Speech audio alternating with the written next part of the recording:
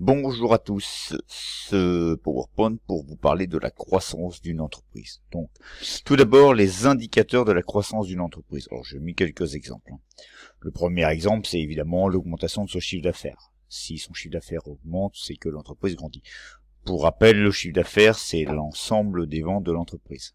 Deuxième indicateur possible, l'augmentation de ses effectifs. Troisième indicateur, l'augmentation de ses parts de marché. Si évidemment elle prend plus de parts de marché sur son marché, on peut penser qu'elle grandit. Dernier exemple, un dernier indicateur, l'évolution, l'augmentation de son résultat, etc. parce qu'il y en a d'autres. La question qu'on peut se poser maintenant, c'est de savoir pourquoi est-ce qu'une entreprise cherche à grandir, à croître. Tout d'abord, parce que son marché est saturé. Si son marché est saturé, elle peut avoir du mal à trouver de nouveaux débouchés pour écouler sa production. Ça peut être lié au fait qu'il y ait trop de concurrence sur son marché, par exemple. Et que donc ce marché augmente pas ou peu. Il faut donc que l'entreprise trouve de nouveaux marchés, de nouveaux débouchés, de nouveaux clients. C'est une question de survie. Trouver de nouveaux marchés, de nouveaux débouchés, ça peut être aussi pour diversifier ses activités, diversifier les risques. Et ça peut lui permettre enfin d'atteindre une taille critique, ou masse critique d'ailleurs, un chiffre d'affaires critique. On estime que c'est la taille qu'il faut sur un marché pour pouvoir survivre, être compétitif et donc affronter la concurrence. Il peut y en avoir d'autres. Les directions de la croissance. On peut chercher à grandir soit horizontalement, soit verticalement, soit dans n'importe quel sens. Alors, premièrement, la croissance horizontale. La croissance horizontale, je cherche à croître, à me développer au même niveau que moi sur le cycle de production. Je vise donc l'acquisition d'un concurrent. Avantage, si je fais l'acquisition d'un concurrent, c'est que je vais automatiquement bénéficier, récupérer ses parts de marché. Et évidemment, diminuer la concurrence sur ce marché. Inconvénient, je me diversifie pas, je ne diversifie pas mes activités, je reste présent sur le même marché. La croissance verticale, soit verticale au-dessus de moi ou en dessous de moi. Si je suis au-dessus de moi sur le cycle de production, je vise donc en amont, je vise l'acquisition d'un fournisseur. Si je suis en dessous de moi, donc après moi en aval, je vise l'acquisition d'un client. L'objectif, c'est contrôler un cycle de production et les coûts qui y sont associés, notamment via les marges. Puisque je suis mon propre client fournisseur, je vais pas avoir les mêmes marges que si j'étais avec un revendeur indépendant. Ça me permet également de conserver mon indépendance, puisque je reste maître sur le cycle de production. Inconvénient, comme pour la stratégie de croissance horizontale, c'est qu'il n'y a pas de diversification, je suis sur le même marché.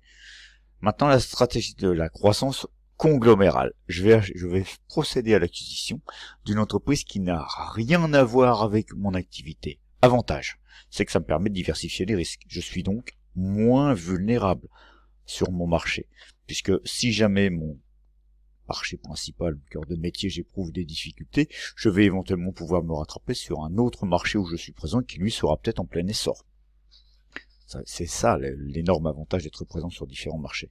Inconvénient, c'est que on va peut-être regrouper deux entreprises dont la culture d'entreprise sera totalement différente. Il risque d'y avoir aussi des conflits. Est-ce que les gens vont s'entendre? Il va y avoir des restructurations. Voilà, etc. Évidemment, lorsqu'une entreprise décide de procéder à une croissance, quelle qu'elle soit, il y a des objectifs. Je vais pas tout noter, je vais pas tout dire. Le premier objectif, par exemple, c'est réaliser des économies d'échelle.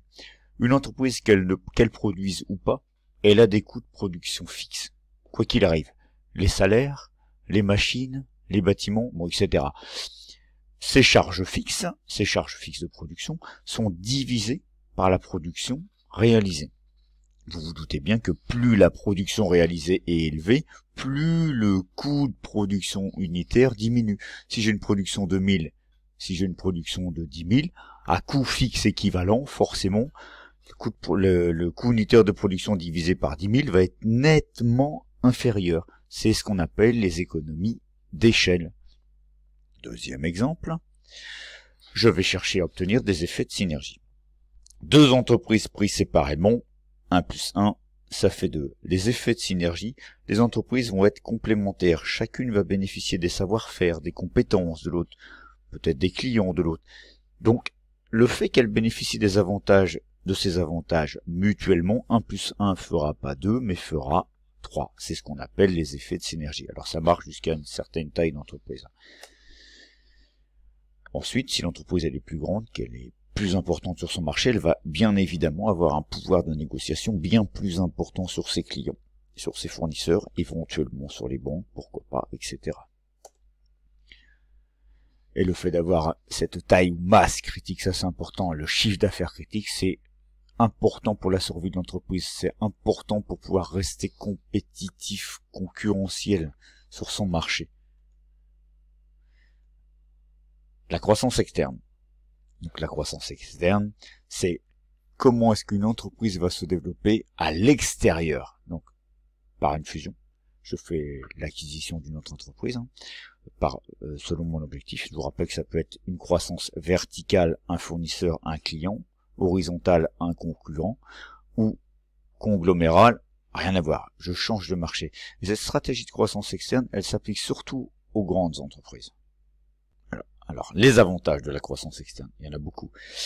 Un développement évidemment rapide, puisque j'acquiers l'autre entreprise, je l'absorbe par exemple, j'ai un développement très rapide, j'acquiers ses compétences, ses machines, ses salariés, etc., ses savoir-faire.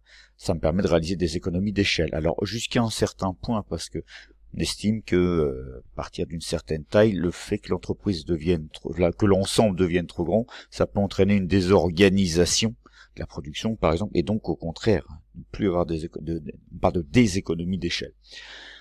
Baisse de la concurrence si j'ai une croissance horizontale, une meilleure maîtrise du cycle de production si j'acquiers un client en aval ou un fournisseur en amont, meilleure maîtrise du cycle de production. Je diversifie mes risques si j'ai une croissance conglomérale, j'acquiers du savoir-faire, des compétences, des parts de marché aussitôt, dès que j'ai fait l'acquisition de l'autre entreprise, et ça peut me permettre de bénéficier d'un avantage concurrentiel sur mes concurrents. La maîtrise d'un savoir-faire décisif, d'un outil décisif, un brevet décisif, qui va faire que je vais avoir un avantage sur mes concurrents, sur mon marché. Les inconvénients. La croissance externe, je vais regrouper deux entreprises. Je vais donc faire ce qu'on appelle des restructurations. Et souvent, je vais avoir des postes en doublon, je vais donc avoir des licenciements. Et qui dit licenciement dit forcément un impact sur le climat social, un impact sur la productivité. Est-ce que les salariés vont conserver leur motivation? Seront-ils autant efficaces? On peut se poser la question. Recourir à une croissance externe, c'est un coût élevé. Il faut des moyens financiers nécessaires importants, de l'ordre du million, voire du milliard. Et c'est un processus beaucoup plus difficile à maîtriser que la croissance interne, etc. J'ai pas tout mis. L'autre type de croissance qu'on va avoir, c'est la croissance interne. Donc la croissance interne, je n'ai rien à voir avec une entreprise extérieure. Je reste dans mon entreprise, en interne.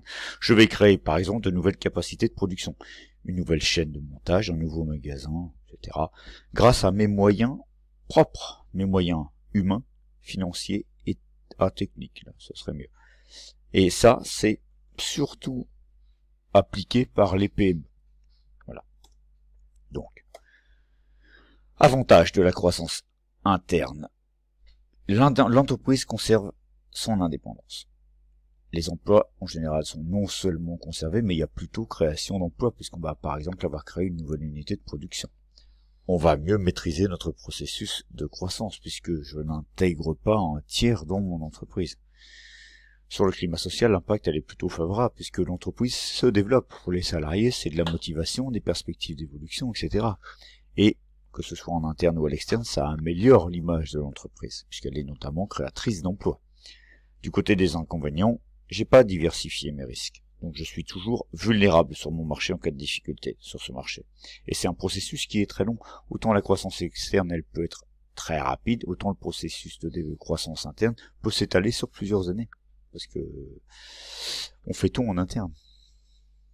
Là donc, nous avons vu qu'il existe deux types de croissance, la croissance interne, la croissance externe, et que en fonction de l'objectif de l'entreprise, de la direction qu'elle veut prendre, une croissance verticale, horizontale ou conglomérale, tout dépend des objectifs de l'entreprise.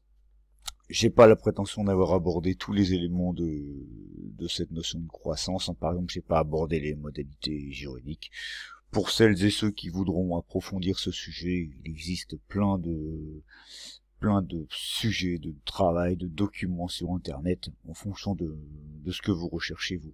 Merci en tout cas à vous d'avoir regardé cette vidéo, et je vous souhaite une bonne journée. Au revoir.